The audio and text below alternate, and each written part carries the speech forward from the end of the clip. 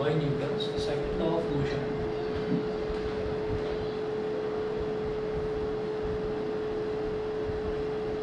Force is equal to mass into acceleration. अब force कितना दे रखा है 15 न्यूटन, ठीक है 15 न्यूटन दे रखा है, और मास कितना दे रखा है, हम ये कहेंगे कि 7 किलोग्राम तो ये और 0.5 किलोग्राम इस रोप का भी मास है, तो ये 15 न्यूटन है ये लग रहा है रोप पर, तो ये रोप के वजन को भी खींचेगा और ये इस ब्लॉक के वजन को भी, दोनों ही वजनों को ये खींचेगा। तो इसका मतलब टोटल मास हमारा कितना हो गया 7 प्लस 0.5 इंटू ए, तो 15 is equal to 7.5 a, 7.5 one ज़ा 7.5 टू ज़ा, तो ए की वैल्यू कितनी आ गई 2 मीटर पर सेकेंड स्क्वायर। एक्सेलरेशन आ गया 2 मीटर पर सेकेंड स्क्वायर, ठीक है। ये करने के बाद में फिर हम देखेंगे, अब वो बोल रहे हैं कि find what is the force exerted by the block on the रोप। ये ब्लॉक जो है वो इस रोप पर कितनी फोर्स लगा रहा है आपको वो बताना है, ठीक है। तो सिर्फ ब्लॉक की बात करेंगे, अब वो इस पर कितनी फोर्स लगा रहा है ना उसकी बात करेंगे। तो हम ये कहेंगे कि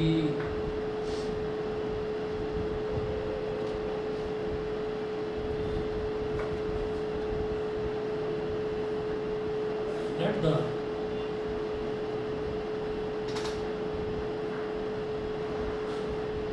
force exerted by block on the rope, ये वाली जो फोर्स थी ना, ये वाली इस वाली फोर्स को मैंने मान लिया F1, इसको F1 मान लिया। तो let the force exerted by block on the rope be F2, इसको हमने F2 मान लिया। तो ब्लॉक जो फोर्स लगा रहा है इस रोप पर, मैंने ये इसको ऐसे रिप्रेजेंट कर दिया, ऐसे ये हो गया F2, ठीक है ये हो गया। उसके बाद हम ये कहेंगे कि ब्लॉक तो फोर्स लगा रहा है रोप पर, तो रोप भी तो ब्लॉक पर लगाएगी फोर्स, तो हमने कह दिया कि वो F2 डैश हो गया। न्यूटन के सेकंड लॉ ऑफ मोशन से F2 और F2 डैश दोनों इक्वल होंगे, ये समझ में आ गया। और F2 डैश दोनों इक्वल होंगे। At the force exerted by block on the rope be F2 and rope on the block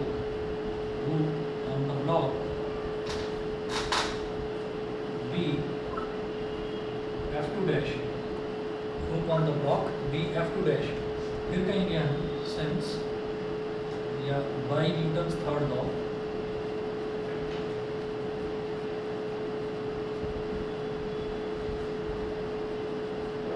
by Newton's third law,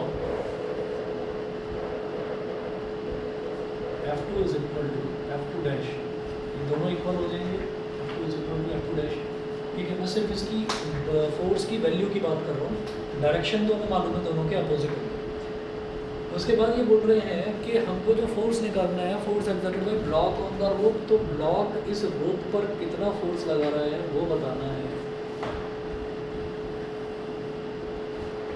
तो कोई भी चीज़ जब फोर्स लगाता है किसी भी चीज़ पर, जैसे मान लीजिए कि एक हल्का फुल्का आदमी है, वो किसी एक चेयर पर बैठ जाए तो उस पर कम वज़न पड़ेगा, और एक भारी भरकम आदमी है वो उसी चेयर पर बैठ जाए तो ज़्यादा वज़न पड़ेगा। तो इसका मतलब क्या है कि कोई भी जो फोर्स लगाता है तो उसमें वो अपने मास को भी इंक्लूड करता है, क्योंकि मास जो है वो एक्सेलरेशन में मल्टीप्लाई हो जाता है। अगर हम वर्टिकल की बात कर रहे हैं तो वो वेट बन जाता है उसका, न्यूटन वो उसका वेट बन जाता है। तो इसी तरीके से जब हम ये कहेंगे कि ये जो ब्लॉक है ये इस रोप पर कितना फोर्स लगा रहा है, तो भाई इसका मास इसमें मल्टीप्लाई होगा, ठीक है। और इससे कोई मतलब नहीं है। हम ये कहेंगे कि अगर मान लीजिए हम इस चेयर की बात कर रहे हैं कि हम चेयर पर बैठ जाते हैं, तो हम जब चेयर की बात कर रहे हैं तो चेयर के मास का उससे कोई लेना देना है क्या? जो हम चेयर पर फोर्स लगा रहे हैं उससे कोई लेना देना नहीं है ना। तो ब्लॉक जो रोप पर फोर्स लगा रहा है, तो रोप का जो मास है उससे कोई लेना देना नहीं है। रोप चाहे 100 किलो की होती है, कोई फर्क नहीं पड़ रहा है, समझ रहे हैं, ठीक है। हम फोर्स कितना लगा रहे हैं उस पर, दैट डिपेंड्स ऑन अवर मास, हमारे मास पर डिपेंड कर रहा है। तो ब्लॉक जब फोर्स लगा रहा है रोप के ऊपर, तो उसमें ब्लॉक का मास इंक्लूड होगा और इस डायरेक्शन में ही लगाएगा वो फोर्स। तो एक्सेलरेशन जो है, एक्सेलरेशन कितना है 2, और मास इंटू एक्सेलरेशन ही हो जाता है हमारा फोर्स, समझ रहे हैं। तो जब भी कभी कोई भी ऑब्जेक्ट फोर्स लगाता है तो वो अपने मास को मल्टीप्लाई करता है एक्सेलरेशन, दूसरे के मास से कोई मतलब नहीं है। ठीक है। जैसे हम ये कहते हैं कि एक छोटी सी टॉय कार खड़ी हुई है और हमने उस टॉय कार को पुश कर दिया, ठीक, हमने फोर्स लगाई, अपने हमारा मास भी उसमें मल्टीप्लाई होगा, जितना हमारा फोर्स है, जब हम फोर्स लगा रहे हैं तो हमारा मास भी उसमें मल्टीप्लाई होगा। तो आप ये देखिएगा, ऐसे ही एक बहुत बड़ा ट्रक खड़ा हुआ है, तो टॉय कार को मैंने पुश करा, टॉय कार तो हो गई, पुश हो गई, लेकिन ट्रक को पुश करा तो ट्रक तो नहीं हिलेगा ना अपनी जगह से, क्योंकि उसका वज़न बहुत ज़्यादा है। उससे मुझे मतलब नहीं है उसका वज़न कितना भी ज़्यादा हो, मुझे मैं जो फोर्स लगा रहा हूँ उसमें मेरा मास मल्टीप्लाई होगा। तो जो फोर्स लगाता है उसका मास मल्टीप्लाई होता है। तो आप ये कहेंगे force exerted by block on the road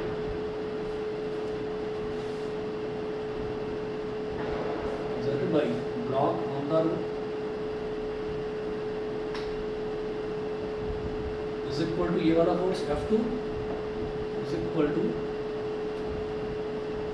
mass of block into acceleration। Mass of block, block का मास कितना है 7 किलोग्राम, इंटू एक्सेलरेशन है 2, तो 7 टू 40 न्यूटन, 40 न्यूटन, ठीक है। चलिए जी, इसके बाद अगला क्वेश्चन देखिएगा। अगला क्वेश्चन है a wooden block of mass 2 kilogram rests on a soft horizontal floor when an iron cylinder of mass 25 kilogram is placed on the top of the block, the floor yields. ये जो yields होता है इसका मतलब क्या है कि floor बहुत सॉफ्ट है, तो फ्लोर अंदर दब जाता है, थोड़ा सा अंदर की तरफ दब जाता है। अच्छा, the floor yields steadily and the block and the cylinder together go down with an acceleration of 0.1 meter per second square. What is the action of block on the floor? A part है before and B part है after the floor yields. Take G is equal to 10 meter per second square. ठीक,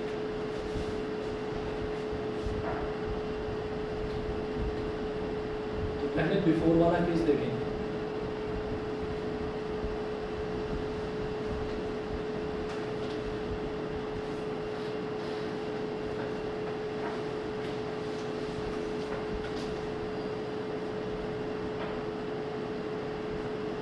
ये जो soft floor है ना, ये दबता कब है? ये दबता तब है जब इस ब्लॉक के ऊपर आप एक सिलेंडर भी रख देते हैं, ठीक है। अब क्या है, ये ब्लॉक तो एज इट इज है, ब्लॉक के ऊपर हमने अभी तक सिलेंडर नहीं रखा, तो वो वही बोल रहे हैं कि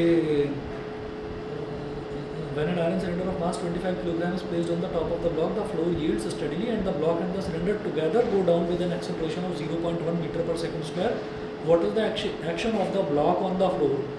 Before, A part है before and B part है after the floor yields. तो फ्लोर दबता कब है? जब उसके ऊपर सिलेंडर रखा जाता है, ठीक है। तो अभी क्या है, अभी मैंने सिलेंडर नहीं रखा पहले वाले केस में, ठीक। तो अब क्या है कि इसका जो ब्लॉक है, ब्लॉक का मास दे रखा है 2 किलोग्राम, इसका मास है 2 किलोग्राम। और यहाँ पर क्या हो रहा है, यहाँ पर जो इसका वेट है, वेट कितना हो जाएगा 2 इंटू 10, क्योंकि दे रखा है जी की वैल्यू कितनी है, 10 यूज़ करनी है आपको, तो 2 इंटू 10 तो कितना हो गया 20 न्यूटन, ठीक है। और उसके बाद जो रिएक्शन है आर, ये कितना होगा, ये तो 20 न्यूटन होगा अपवर्ड्स। ये 20 न्यूटन क्यों होगा? क्योंकि ये दब नहीं रहा है, ये किसी भी तरीके, अच्छा अगर वो दबेगा तो वो धीरे धीरे धीरे धीरे दबेगा, तो इसका मतलब मूवमेंट तो हो रहा है ना उसमें। जब मूवमेंट होगा उसमें तो तब मैं अलग वाला, तब मैं रिजल्टेंट फोर्स निकालूंगा वहाँ पर, ठीक है। यहाँ रिजल्टेंट फोर्स निकालने की ज़रूरत नहीं है, यहाँ तो क्या है कि जितना वेट नीचे है उतना ही उसका रिएक्शन ऊपर है, क्योंकि वो स्टडीली चुपचाप बैठा हुआ है, ठीक है। तो आप ये देखिएगा, वो बोल रहे हैं कि आपको क्या निकालना है, what is the action of the block on the floor. अब समझना, action of the block on the floor, ये जो ब्लॉक है, ये ब्लॉक जो एक्शन कर रहा है वो एक्शन क्या है, वो मैं बताता हूँ आपको। कि जब भी हम ये बात करते हैं कि इस वाले, ये जो आपका ब्लॉक है, इस ब्लॉक के ऊपर फोर्स कौन लगा रहा है, ये ब्लॉक ग्राउंड पर फोर्स नहीं लगा रहा है। जो ग्राउंड है ना, वो ग्राउंड ब्लॉक को खींच रहा है, वो ग्राउंड ब्लॉक को खींच रहा है। तो इसका मतलब क्या हुआ कि जब ग्राउंड ब्लॉक को नीचे खींच रहा है तो इसका मतलब वो फोर्स अप्लाइड हो गया, ठीक है। अच्छा, और जो ग्राउंड ब्लॉक को खींच रहा है वो तो हमारा एक्शन हो गया, और जो ब्लॉक ऊपर की तरफ, जो ब्लॉक ऊपर की तरफ रिएक्शन लगा रहा है, तो ग्राउंड तो नीचे की तरफ ऊपर वो लगा रहा है, फोर्स लगा रहा है नीचे खींचने की तरफ, लेकिन जो ब्लॉक है, ब्लॉक भी कहता है कि नहीं नहीं मैं नीचे खींचना नहीं चाहता हूँ, मैं जिस पोजीशन में बैठा हूँ मैं उसी पोजीशन में रहना चाहता हूँ। ठीक है, कहते हैं ना every object wants to be in its state of rest और ऑफ यूनिफॉर्म मोशन। ठीक, until and unless some external forces applied on it. तो फोर्स तो इस पर लगाई जा रही है, तो वो फोर्स कौन लगा रहा है? ग्राउंड। ठीक है, और एक्शन जो ये जो आपका ब्लॉक है, ये ब्लॉक जो है ये ऊपर की तरफ रिएक्शन दे रहा है। ठीक है, तो आप ये देखिएगा कि यहाँ पर इन्होंने पूछा है कि what is the action of the block on the floor. तो ब्लॉक का जो एक्शन है फ्लोर के ऊपर वो तो डाउनवर्ड्स ही होगा, और डाउनवर्ड कितना हो रहा है? 20 न्यूटन। समझ गए? तो आप बस एक चीज़ में अंतर समझना कि यहाँ पर जो फोर्स है वो फोर्स तो लगा रहा है ग्राउंड, लेकिन एक्शन कौन कर रहा है? मतलब आप बस ये मत समझना कि ये जो ब्लॉक है ना ये ब्लॉक फोर्स लगा रहा है नीचे की तरफ, ये नहीं है। समझ जाना मेरी बात, क्योंकि ब्लॉक जो है ब्लॉक फोर्स नहीं लगा रहा है, फोर्स तो लगा रहा है ग्राउंड। अगर ज़मीन ना होती, अगर ग्रेविटी ना होती तो नीचे की तरफ वो खींचता नहीं, तो ग्राउंड तो नीचे की तरफ फोर्स लगा रहा है। अगर पूछा जाए कि भाई फोर्स कौन लगा रहा है यहाँ पर, तो आप कहेंगे ग्राउंड लगा रहा है फोर्स, ब्लॉक नहीं लगा रहा फोर्स। ब्लॉक जो कर रहा है वो क्या कर रहा है? वो एक्शन है। ठीक है ना, तो हम ये कहेंगे action of the block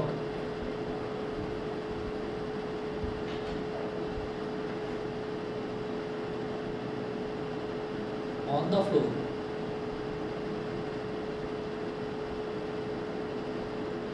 is 20 Newton downwards. 20 Newton downwards. ठीक है, इसके बाद अगला देखते हैं, अगला बी पार्ट है after the floor yields. After the floor yields, तो इसमें देखिएगा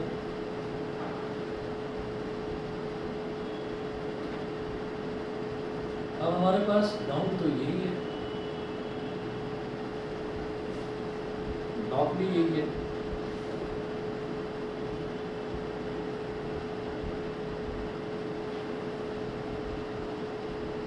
तो ये तो था हमारा 2 किलोग्राम का,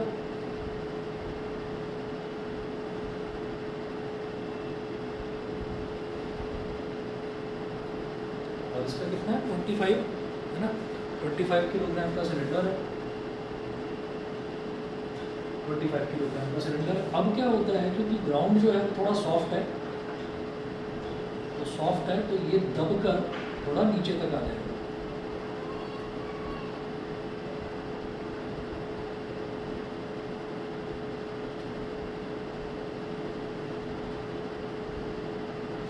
थोड़ा दबकर नीचे तक आ जाएगा, तो ब्लॉक जो ग्राउंड है वो थोड़ा सा यील्ड कर गया, और जो ये यील्ड कर रहा है नीचे की तरफ, ये इसका जो एक्सेलरेशन है, एक्सेलरेशन कितना है? 0.1 मीटर पर सेकंड स्क्वायर, 0.1 मीटर पर सेकंड स्क्वायर। तो फिर वही काम करना है, हम ये कहेंगे कि भाई यहाँ पर जो नीचे की तरफ वेट लग रहा है इसका W, वो W क्या हो जाएगा? 25 + 2 इंटू जी कितना दे रखा है? 10, तो ये तो नीचे की तरफ लग रहा है। उसके बाद जब नीचे वेट लगेगा तो भाई एक रिएक्शन फोर्स भी लगेगा ऊपर की तरफ, रिएक्शन फोर्स भी लगेगा ऊपर की तरफ। अच्छा तो अब इन्होंने ये कहा कि भाई वो नीचे की तरफ फोर्स कितना लगा रहा है वो आपको बताना है। तो आप ये बताइएगा कि जब ये नीचे की तरफ जा रहा है तो नीचे की तरफ जो फोर्स लगेगा वो कुछ इस तरह से लगेगा कि इसका जो मास है, आप capital M plus small m बोल दो, कैपिटल M 25 हो गया, स्मॉल m 2 हो गया, इंटू ए ये, और इज इक्वल टू एक्सेलरेशन भी दे रखा है,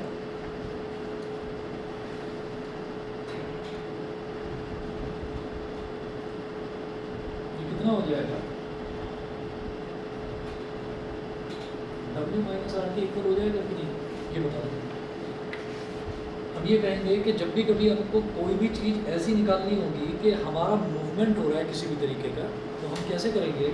हमें ये करना होगा कि भाई हमारा जो नीचे की तरफ जब ये मूव कर रहा है, तो नीचे की तरफ मूव कर रहा है तो उसका कुछ एक्सेलरेशन है। ठीक है, तो हम ये कहेंगे कि ये वाला फोर्स माइनस रिएक्शन वाला फोर्स होगा, है ना, और नीचे जो वेट है और जो रिएक्शन है ये दोनों सब्ट्रैक्ट कर दीजिए आप इसको, W - R सब्ट्रैक्ट कर देंगे तो वो मास इंटू एक्सेलरेशन के बराबर आना चाहिए।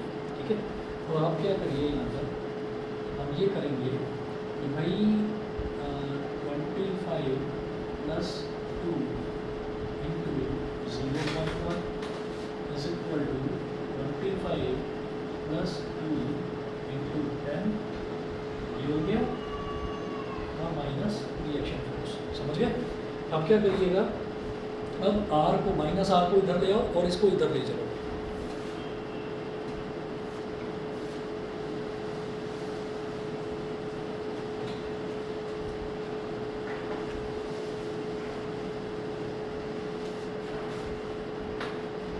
माइनस R इधर आ गया, minus R is equal to 25 plus 2 कितना हो गया 27, 270 माइनस 25 प्लस 2 27, 27 इंटू 0.1 कितना हो गया 2.7,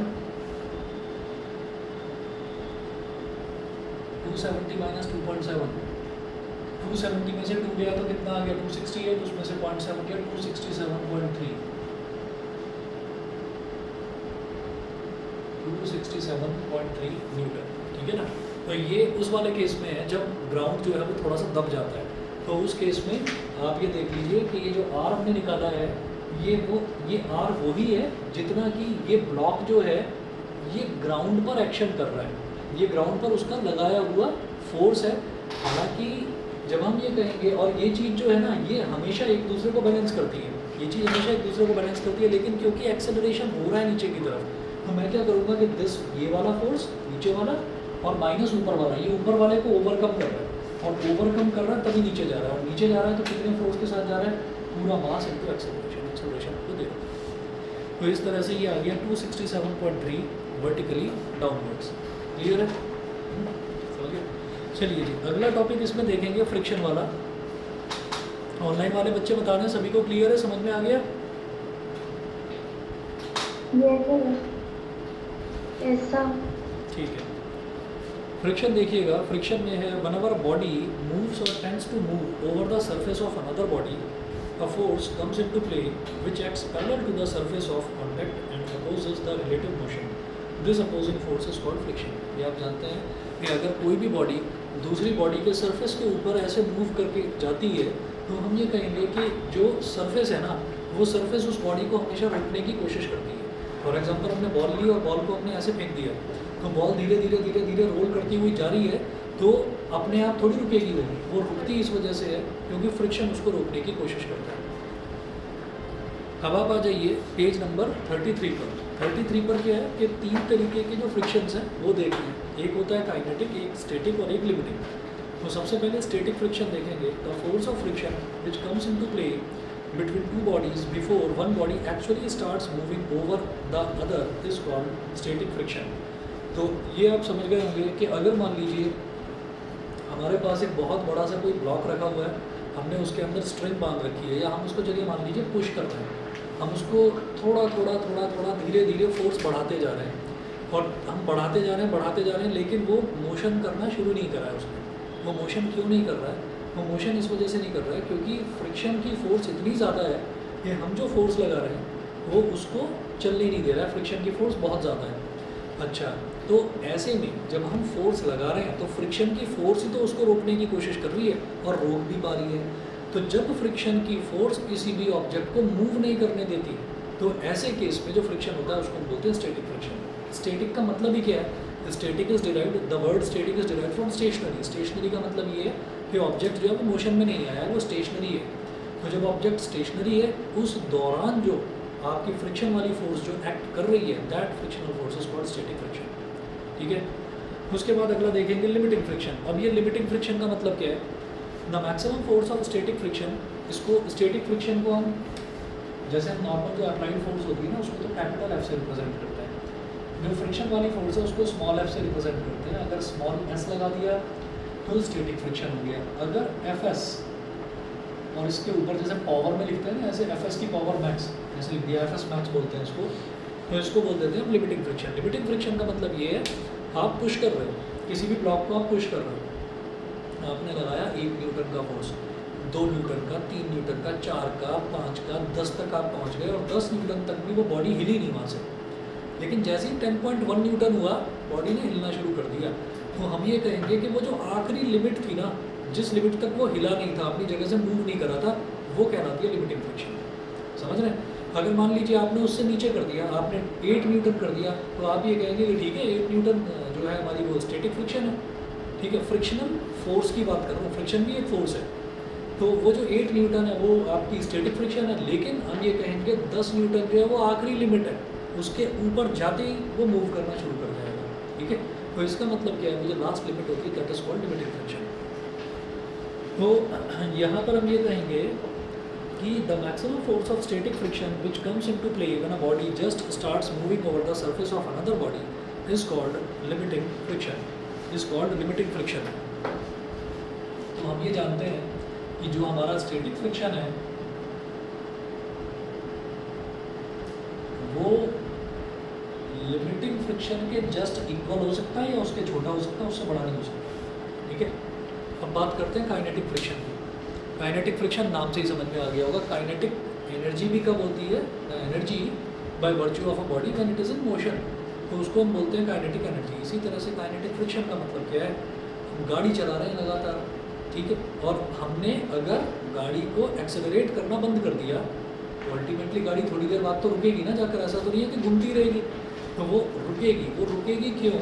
क्योंकि एक जब वो मोशन में भी है तब भी एक फ्रिक्शन की फोर्स लगातार उसको रोकने की कोशिश करती जा रही है, करती जा रही है, करती जा रही है। तो जब बॉडी मोशन में होती है और उस टाइम जो फ्रिक्शन एक्ट कर रहा होता है उसको हम काइनेटिक फ्रिक्शन बोलते हैं। फ्रिक्शन तब भी एक्ट करता है जब बॉडी मूव कर रही होती है। कोई भी कार, कोई भी स्कूटर, कोई भी बाइसिकल वो चल ही नहीं सकती अगर फ्रिक्शन नहीं है। तो अगर फ्रिक्शन गायब कर दिया आपने, ज़ीरो कर दिया, तो वो जो व्हील है वो वहीं का वहीं घूमता रहेगा, क्योंकि फ्रिक्शन की फोर्स ही है जो उसको रिएक्शन वाला फोर्स देती है, रिएक्शन वाला पुश देती है, आगे बढ़ाती है उसको। जैसे हम चलते भी हैं तो हम अपने पैर को ज़मीन पर ऐसे टच करते हैं और ज़मीन को पीछे पुश करने की कोशिश करते हैं, तो अगर फ्रिक्शन ना हो तो हमारा पैर ऐसे स्लिप कर जाएगा। लेकिन फ्रिक्शन होता है तो इस वजह से ग्राउंड हमको उल्टा रिएक्शन लगाता है आगे की तरफ, तो हम आगे की तरफ जाते हैं। समझ रहे? तो फ्रिक्शन इस वजह से नेसेसरी है। So the force of friction which comes into play when a body is in a state of steady motion over the surface of another body is called kinetic or dynamic friction. फिर यहाँ पर ये 3 diagram बनाकर दिखाए गए हैं। तो पहला वाला स्टैटिक फ्रिक्शन का है, उसमें साफ साफ लिखा हुआ है कि बॉडी एट रेस्ट। अब इसको दिखाया किस तरह से है वो देख लो।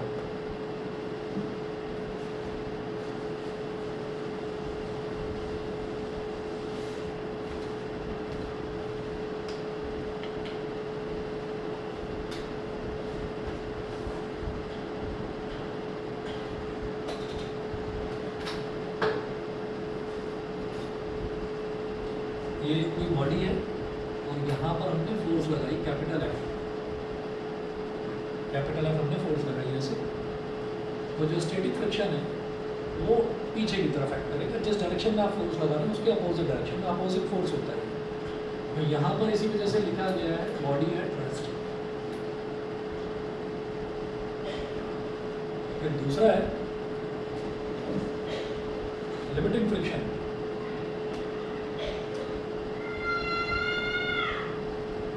लिमिटिंग फ्रिक्शन में क्या हो गया कि बॉडी ने जस्ट स्लाइड करना स्टार्ट करा, ठीक है, जस्ट स्लाइड करना स्टार्ट करा, मतलब जरा सी बॉडी खिसकी तो मैं समझ गया कि बस यही आखिरी लिमिट है, बस ये वाला जो फ्रिक्शन वाला जो लिमिट था इसी को हम लिमिटिंग फ्रिक्शन बोल देते हैं। तो हमने इसको बोल दिया एफएस मैक्स। इसीलिए यहाँ पर लिखा है body just starts to slide, वो मोशन में नहीं है ये अभी, उसने जस्ट वो हल्की सी हिली है बस अपनी जगह से, तो उसी लिमिट को मैं बोल दूंगा कि ये हमारी लिमिटिंग फ्रिक्शन है। और उसके बाद अब वो जरा सी हिली है, इसका मतलब क्या है कि अभी बॉडी रुकी हुई है, तो पूरी तरह से मोशन में आई नहीं है। तो जब वो मोशन में आती है, वो आती तभी है जब आपकी फ्रिक्शन फोर्स जो है वो लिमिटिंग फ्रिक्शन से जरा सी ज़्यादा हो जाए, जरा सी ज़्यादा हो। तो हम यहाँ पर लिखेंगे body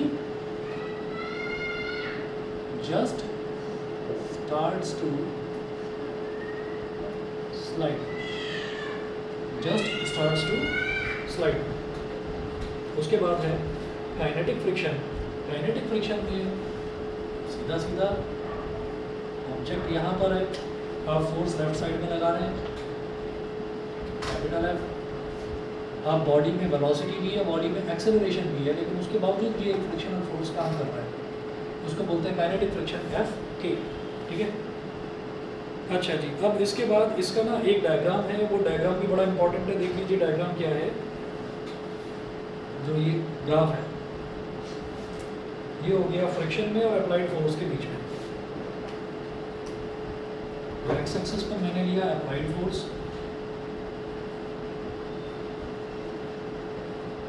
applied force is capital F. Applied force यहाँ पर हम धीरे धीरे बढ़ाते जाएंगे, एक्स एक्सिस पर दिखाएंगे उसको, और यहाँ पर मैं दिखाऊंगा वाई एक्सिस पर फ्रिक्शन स्मॉल एफ।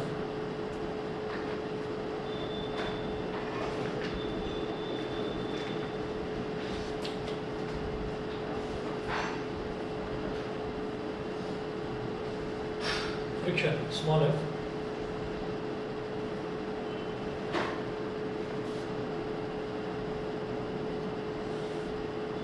एक स्ट्रेट लाइन ऐसे दिखाएंगे। ये क्या है, यहाँ से यहाँ तक मैंने दिखाया स्टैटिक फ्रिक्शन। स्टैटिक फ्रिक्शन ना लिखकर मैं एफएस लिख रहा हूँ उसे, मैं एफएस लिख रहा हूँ। अब देखिएगा इसका मतलब क्या है, आपने थोड़ी सी फोर्स बढ़ाई, ब्लॉक मूव नहीं करा। इसका मतलब क्या है कि स्टैटिक फ्रिक्शन जो है वो वैल्यू वो भी बढ़ी थोड़ी सी, आपने थोड़ी और फोर्स लगाई तो फ्रिक्शन ने थोड़ी और फोर्स लगा दी, तब भी ब्लॉक मूव नहीं करा। तो आप धीरे धीरे धीरे धीरे फोर्स बढ़ाते जा रहे हैं, तो फ्रिक्शन का फोर्स भी उसी तरह से बढ़ता जा रहा है। ठीक है। उसके बाद क्या हुआ, उसके बाद एक टॉप मोस्ट पॉइंट पर आप पहुंच गए। टॉप मोस्ट पॉइंट ऐसे एक हल्का सा कर्व ले लेगा। इसका मतलब है कि यहाँ पर जो वैल्यू है, जो फ्रिक्शन की जो वैल्यू इस जगह पर मिल रही है, वही जो मैं वाई एक्सिस पर वैल्यू दिखाऊंगा वो फ्रिक्शनल फोर्स की वैल्यू होगी। तो वो क्या होगी, एफ एस मैक्स। ये स्टैटिक फ्रिक्शन धीरे धीरे धीरे धीरे बढ़ता गया, आप अप्लाइड फोर्स को बढ़ाते गए तो फ्रिक्शनल फोर्स भी बढ़ता गया बढ़ता गया बढ़ता गया, एक लिमिट तक बढ़ेगा। ठीक है। वो उस लिमिट तक बढ़ेगा, उसको उन्होंने बोल दिया limiting friction F S max. ठीक है, यहाँ पर शो कर रखा है ऐसे।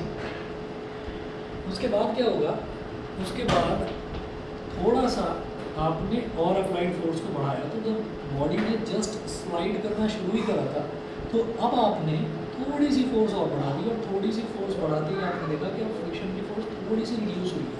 ठीक है, जरा सी रिड्यूस हुई, और जरा सी रिड्यूस होने के बाद में फिर आपने अप्लाइड फोर्स आप बढ़ाते गए बढ़ाते गए बढ़ाते गए, तो आप इधर फोर्स बढ़ाते जा रहे हो, तो फोर्स इज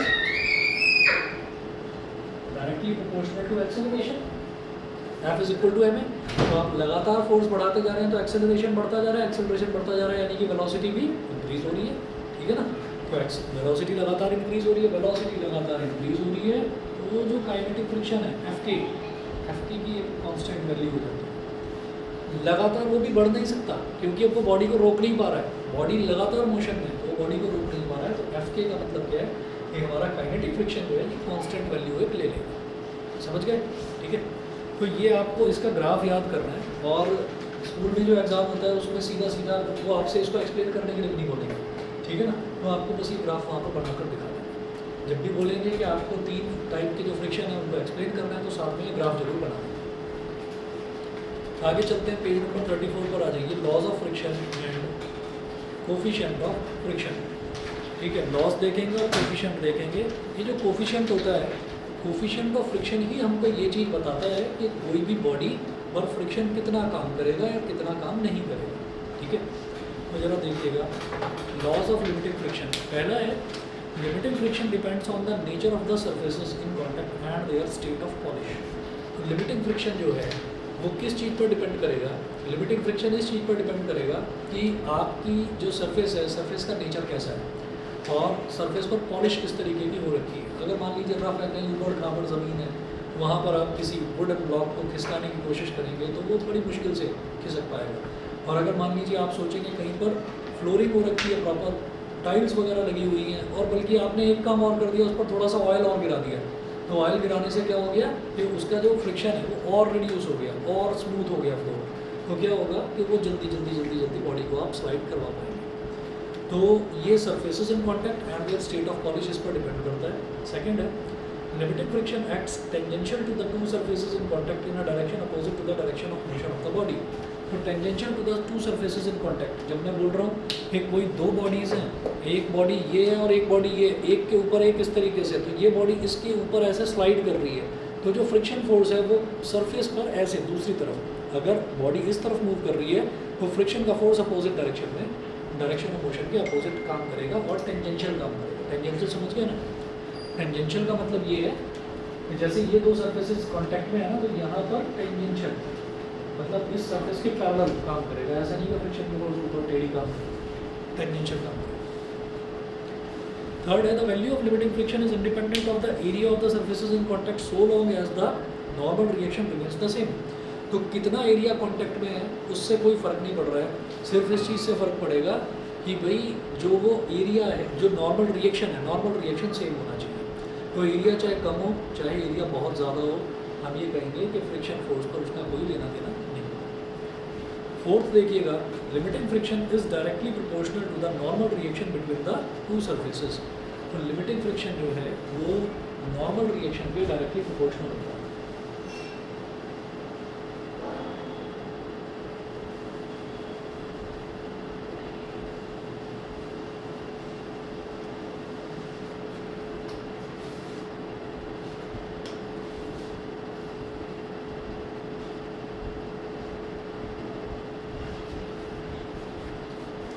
तो limiting friction is directly proportional to normal reaction. ये नॉर्मल रिएक्शन के डायरेक्टली प्रोपोर्शनल होता है। अब प्रोपोर्शनलिटी साइन हटाने के लिए हम कोई कांस्टेंट इंक्लूड करते हैं, तो प्रोपोर्शनलिटी साइन हटा दिया तो कांस्टेंट आ गया। यहाँ पर कांस्टेंट है म्यू एस, म्यू जानते हैं ना, ये म्यू कहते हैं इसको, म्यू एम यू म्यू। तो म्यू एस जो है वो क्या हो जाएगा, F S max upon R. Mu S is equal to F S max upon R. तो एफ एस मैक्स क्या है हमारा लिमिटिंग फ्रिक्शन और आर क्या है नॉर्मल रिएक्शन। तो लिमिटिंग फ्रिक्शन और नॉर्मल रिएक्शन, अब म्यू एस जो है म्यू एस की कोई यूनिट नहीं होगी, क्यों? क्योंकि ऊपर क्या है लिमिटिंग फ्रिक्शन, फ्रिक्शन का क्या होता है फोर्स होता है, तो उसकी यूनिट भी न्यूटन। नॉर्मल रिएक्शन इसकी यूनिट भी न्यूटन, तो न्यूटन से न्यूटन कैंसिल आउट हो जाएगा, ये एक रेशो है बस, ठीक है, इसकी कोई यूनिट नहीं होगी म्यू एस की। Here the proportionality is constant, mu s is called coefficient of static friction। तो जो mu s है इसको coefficient of static friction बोलते हैं, ठीक है। अभी काइनेटिक फ्रिक्शन करते हैं, बस एक मिनट रुकिए।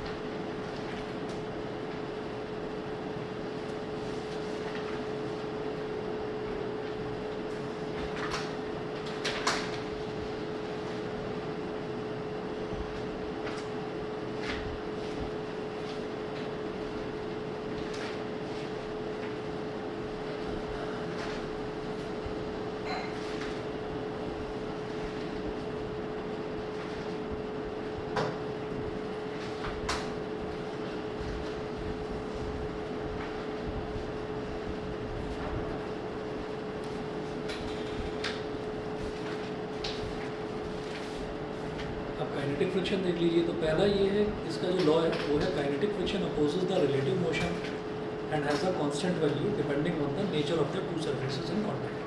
तो काइनेटिक फ्रिक्शन जैसा कि ग्राफ में हम देखते हैं, काइनेटिक फ्रिक्शन की कांस्टेंट वैल्यू होती है, कम या ज़्यादा नहीं होती, और ये हमेशा तभी एग्जिस्ट करता है जब बॉडी मोशन में होती है। दूसरा है the value of kinetic friction F के is independent of the area of contact so long as the normal reaction remains the same. तो ये दूसरा लॉ बिल्कुल सेम है कि जब तक नॉर्मल रिएक्शन सेम रहेगा तब तक ये एरियाज इन कॉन्टैक्ट के ही डायरेक्टली एरियाज ऑफ कॉन्टैक्ट पर ही डिपेंड करेगी, बाकी किसी पर डिपेंड एरियाज ऑफ कॉन्टैक्ट पर डिपेंड नहीं करेगी। कितना भी एरिया कॉन्टैक्ट में हो उस पर डिपेंड नहीं करेगी। अगर किसी सड़क पर एक साइकिल है जिसका कोई पतला सा टायर है और एक ट्रक है जिसका बहुत चौड़ा टायर है, तो भी हम ये कहेंगे कि एरिया ऑफ कॉन्टैक्ट दोनों के बढ़ गए ना। एक का साइकिल का तो बहुत कम है, साइकिल का टायर पतला है तो उसका एरिया ऑफ कॉन्टैक्ट बहुत कम है, और ट्रक का टायर चौड़ा है तो उसका एरिया ऑफ कॉन्टैक्ट बहुत ज़्यादा है। तो वो एरिया ऑफ कॉन्टैक्ट पर डिपेंड नहीं करेगा क्या, काइनेटिक फ्रिक्शन। ठीक है। दूसरा देखिए, kinetic friction does not depend on velocity provided the velocity is either too large और टू स्मॉल। नॉर गलत मैंने लिख दिया, नॉर की जगह और लिख दीजिए, इसको एन काट लीजिए।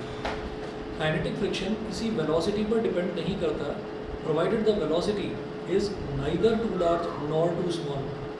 ये ठीक लिखा हुआ है, ठीक है, neither too large nor too small, ठीक लिखा हुआ, ठीक है। तो जो वेलोसिटी जो है, वेलोसिटी आपकी बहुत ज़्यादा भी नहीं होनी चाहिए और बहुत ज़्यादा कम भी नहीं होनी चाहिए। तो काइनेटिक फ्रिक्शन जो है वो वेलोसिटी पर भी डिपेंड नहीं करता। फोर्थ देखिएगा, काइनेटिक फ्रिक्शन एफ के is directly proportional to the normal reaction between the two surfaces. तो ये भी बिल्कुल उसी के जैसा है कि जैसे एफ एस मैक्स जो है वो डायरेक्टली प्रोपोर्शनल था आर के, तो ऐसे ही जो एफ के है वो भी डायरेक्टली प्रोपोर्शनल हो जाएगा आर के। और यहाँ पर जब इक्वालिटी साइन लगाएंगे, यहाँ पर जो वही है कि कोफिशिएंट ऑफ काइनेटिक फ्रिक्शन हो जाएगा म्यू इनटू आर, और यहाँ पर म्यू के कितना हो गया, f k upon R. Mu k is equal to f k upon R, ये हो गया। तो देखिएगा, mu k is equal to f k upon R, kinetic friction upon normal reaction. उसके बाद here the proportionality constant mu k is called coefficient of kinetic friction. Kinetic friction का जो coefficient है वो हमेशा लिमिटिंग फ्रिक्शन से कम होगा। हम ये कहते हैं कि एफ के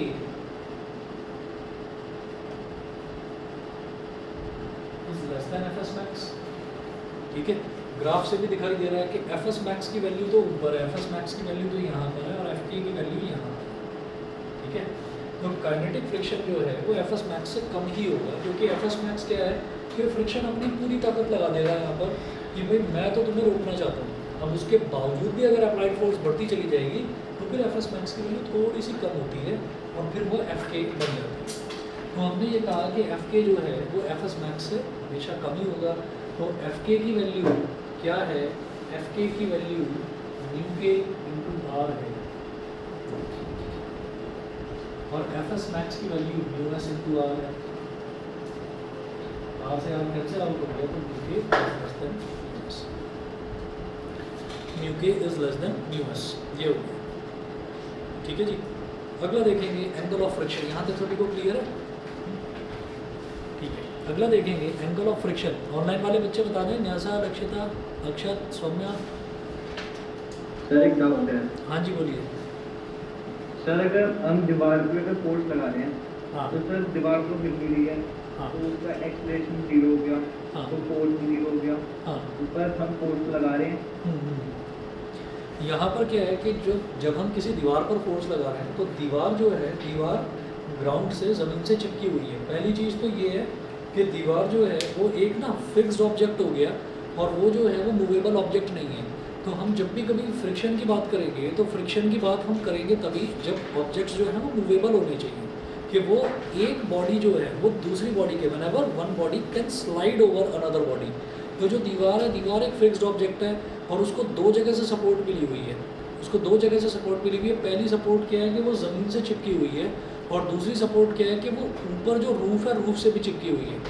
अच्छा, अब इसका दूसरा एग्जांपल देखते हैं कि अगर दीवार सिर्फ दीवार ही है, मतलब ऊपर की तरफ से वो कहीं पर कोई भी रूफ नहीं है, मतलब ऊपर की तरफ से दीवार ऐसी खुली हुई है, तो अगर ऐसी दीवार पर आप फोर्स लगाओगे ना, तो थोड़ी देर तक जो सीमेंट वगैरह है वो उस फोर्स को झेल पाएगा, फिर दीवार गिर जाएगी। ठीक है, वो चाहे आप पूजा सीमेंट से बनाओ चाहे किसी और सीमेंट से बनाओ, आता है ना भैया ये दीवार गिरती क्यों नहीं है ना, तो वो कैसे भी बनाओ वो गिरेगी ज़रूर। हाँ, अनटिल एंड अनलेस आपने उसके अंदर कुछ वो सरिये वगैरह नहीं लगाए हैं दीवारों में। जैसे आप देखते हैं ये इतनी बड़ी बड़ी बिल्डिंग्स हैं, तो बिल्डिंग को कभी अगर आप बनते हुए देखेंगे तो आपने दो अलग अलग तरीके की दीवार देखी होगी। एक दीवार तो ये पतली सी दीवार दिखाई दे रही है, ठीक है, और एक आप देखेंगे वो साइड में जो है वो थोड़ी सी और विड्थ है, वो थोड़ी सी और चौड़ी दिखाई दे रही है। इधर की दीवार आप देखेंगे ये बहुत ज़्यादा चौड़ी है। तो ये इतनी चौड़ी क्यों है? क्योंकि यहाँ पर ईंटें नहीं लगाई गई हैं, यहाँ पर सरिये लगाकर और कंक्रीट फिक्स करा गया है। तो इस वजह से जो बिल्डिंग्स होती हैं, सरिये मतलब आयरन रॉड्स, है ना, तो वो लगाकर और उसको फिक्स करा गया है। कहीं पर भी आप अगर बनते हुए देखेंगे ना कोई बिल्डिंग, तो आप ये देखेंगे कि जितना हाँ अच्छा, तो वहाँ पर अच्छा भैया को जो है बनाने का शौक था और मुझे गिराने का शौक था। ये वाला ऐड देखा, ये भी अंबुजा सीमेंट का ही ऐड है। वो बनाते गए और मैं गिराता गया। तो क्या है कि उसमें क्या होता है कि सरिये लगा दिए जाते हैं और सरिये लगाकर उनको बहुत अंदर तक ज़मीन में गाड़ दिया जाता है, और फिर उसके बाद जो है उसको मतलब वुड का वो स्ट्रक्चर होता है उससे चारों तरफ से कवर करके उसके अंदर कंक्रीट भरा जाता है। कंक्रीट क्या होता है? ये सीमेंट का, रेत का और भी कुछ मटेरियल होता है, मैं नहीं जानता उतना, तो उसका वो मटेरियल होता है, उससे फिक्स कर दिया जाता है। तो हम ये कहेंगे अक्षत, जब भी कभी अगर मान लीजिए दीवार का मैं एग्जांपल ले रहा हूँ, तो दीवार तो मूव नहीं कर रही है, वो इस वजह से मूव नहीं कर रही है क्योंकि वो फिक्स है। अब मैं आता हूँ दूसरे एग्जांपल पर, मूवेबल ऑब्जेक्ट। मूवेबल ऑब्जेक्ट आ गया ट्रक। ट्रक तो बहुत भारी है, ठीक है। अब हम साउथ के हीरो तो हैं नहीं, फिर लात मारेंगे तो ट्रक भी उड़ जाएगा, ठीक है। तो इसका मतलब क्या है कि हम ट्रक पर लगाते रहेंगे पूरी ताकत और ट्रक हिलेगा नहीं अपनी जगह से। तो अब आप ये देखिएगा कि जब ट्रक अपनी जगह से नहीं हिल रहा है तो एक्सेलरेशन ज़ीरो है। एक्सेलरेशन ज़ीरो है। एक्सेलरेशन ज़ीरो दो केसेस में होता है, या तो बॉडी रेस्ट में हो और या फिर बॉडी जो है वो कांस्टेंट वेलोसिटी के साथ में मूव कर रही है, मतलब एक्सेलरेशन नहीं है। तो हमारा फोर्स जा कहाँ रहा है? हमारा फोर्स जा कहाँ पर रहा है? तो हमारा वो वाला जो फोर्स है वो बेटा इसमें कंज्यूम हो रहा है, वो इसमें कंज्यूम हो रहा है। अब क्या हुआ कि एक आदमी लगा रहा, ताकत लगा रहा है पूरी तरीके से, पसीने पसीने हो गया बेचारा, तो उसने मैक्सिमम उसकी फोर्स यहाँ तक पहुँच पाई, ठीक है। तो जब वो फोर्स यहाँ तक पहुँच पाई, अब ट्रक भारी इतना है, इतना हैवी है कि जितना हैवी होगा फ्रिक्शन फोर्स भी उतनी ज़्यादा अप्लाई करेगा वो। तो क्या होगा कि वो फ्रिक्शन फोर्स भी बढ़ गई, तो ट्रक हिल नहीं रहा है अपनी जगह से। मैंने अपने दोस्त को भी बता दिया, भाई तू भी हेल्प कर, वो भी लग गया। तो उसके लगने से क्या हुआ, ये फोर्स थोड़ी सी और बढ़ गई, तो ट्रक अभी भी मूव नहीं कर रहा है। फिर तीसरा दोस्त भी आ गया, फोर्स हमारी और बढ़ गई, फ्रिक्शन फोर्स और बढ़ गई क्योंकि वजन बहुत ज़्यादा है। अभी क्या हुआ, मैंने कहा कि मैं पूरी, आप 11th क्लास में पढ़ते, पूरी 11th क्लास को बुला लो, आ जाओ, लग जाओ सबके सब। अब अगर 50 बच्चे आ गए साथ में, 50 के 50 बच्चों ने धक्का लगाना शुरू करा, तब तो ट्रक मूव करेगा, ठीक है ना। लदा हुआ ट्रक नहीं है, खाली ट्रक है ना। ऐसा नहीं है कि उसके अंदर आपने सामान भी भर रखा है, तो बच्चे परेशान हो जाएंगे, फिर तो 12th वालों को भी बुलाना पड़ेगा। तो अब क्या हुआ कि अब जो फोर्स है आपकी वो इतनी ज़्यादा हो गई कि लिमिटिंग फोर्स ऑफ फ्रिक्शन को भी, एफएस मैक्स को भी क्रॉस कर गई। अब ट्रक मूव कर गया। समझ गए मेरी बात? बताइए, क्लियर है? ठीक है, चलिए जी। उसके बाद में नेक्स्ट देखूँगा angle of friction. Angle of friction क्या है? The angle of friction will be defined as the angle which the resultant of the limiting friction and the normal reaction makes with the normal reaction। ठीक है, ये समझना है, resultant of the limiting friction।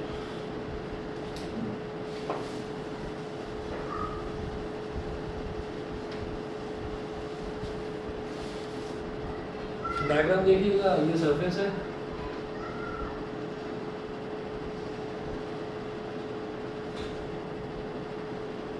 Surface है, यहाँ पर मैंने एक ब्लॉक रख दिया और हम यहाँ पर जो फोर्स लगा रहे हैं वो फोर्स इस तरफ लगा रहे हैं, और जो अप्लाइड फोर्स है उसको इस बार हमने P बोल दिया, कैपिटल P बोल दिया ऐसे। उसके बाद क्या हुआ कि जो वेट है, वेट इसका हो गया डाउनवर्ड, नॉर्मल रिएक्शन इसका अपवर्ड होगा, बैलेंस करे हुए इसको, ठीक है। उसके बाद जो फ्रिक्शन फोर्स है, फ्रिक्शनल फोर्स इस डायरेक्शन में लगेगी, अपोजिट डायरेक्शन में। अब वो जो अपोजिट डायरेक्शन वाली फोर्स है उसको मैंने बोल दिया F S max. F S max का मतलब क्या है? कि बॉडी बस जरा सी हिली, बॉडी ने चलना जस्ट स्टार्ट करा है ना। तो अब क्या होगा कि आर का और एफ एस मैक्स का रिजल्टेंट बना दो, तो दोनों वेक्टर ही तो हैं, डायरेक्शन है दोनों की, तो इसका रिजल्टेंट बना दिया। रिजल्टेंट कैसे, इसके पैरेलल एक डॉटेड लाइन, इसके पैरेलल एक डॉटेड लाइन, तो रिजल्टेंट क्या हो गया, ये जो रिजल्टेंट नॉर्मल डायरेक्शन के साथ में जो एंगल बनाता है that is called angle of friction, ये होता है एंगल ऑफ फ्रिक्शन। ठीक है, तो यहाँ पर इस ये जो दो जो ट्राइंगल्स बने हैं इनको नाम दे दिया गया ए बी सी और O, इसको बोल दिया ए बोल दिया इसको बोल दिया बी, इसको सी और इसको O। तो जब भी कभी हम एंगल निकालते हैं तो एंगल निकालते टाइम हम ना tan थीटा निकाल लेते हैं, जैसा कि हम वेक्टर्स में भी करते थे, tan थीटा निकाल लेते हैं। तो tan थीटा निकाल लो, तो tan थीटा क्या हो जाएगा, थीटा यहाँ पर है तो परपेंडिकुलर अपॉन, तो ये 90 डिग्री है, परपेंडिकुलर अपॉन बेस, तो BC upon OB, tan theta is equal to BC क्या होगा, ये यहाँ से यहाँ तक क्या एफ एस मैक्स है ना, तो ये इसके पैरेलल है, वेक्टर को पैरेलल ही मूव करो कोई फर्क नहीं पड़ता, तो ये BC भी आपका एफ एस मैक्स होगा, एफ एस मैक्स। सिमिलरली जो ये O और B है ये क्या है, ये नॉर्मल रिएक्शन है, ये हो गया अपॉन R, तो tan theta is equal to F S max upon R, और F S max upon R क्या होता है, ये होता है mu S, coefficient of static friction.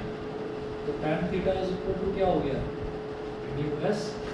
तो यहाँ से हम ये कहेंगे कि जब मेरे को एंगल ऑफ फ्रिक्शन निकालना है तो आप tan थीटा निकालो, और वो कोफिशिएंट ऑफ स्टैटिक फ्रिक्शन के इक्वल होता है।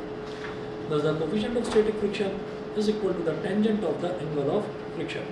ठीक है, इतना कर लीजिए बस, बाकी एंगल ऑफ रिपोज जो है वो नेक्स्ट क्लास में कराता हूँ। और नेक्स्ट क्लास जो है वो आपको शाम को मैसेज चेक कर देना 6:30-7 बजे के आसपास कल। ठीक है, तो कल आपकी जो नेक्स्ट क्लास में फिजिक्स की जो होगी मैं रात को 9 बजे 40 मिनट की क्लास में। हाँ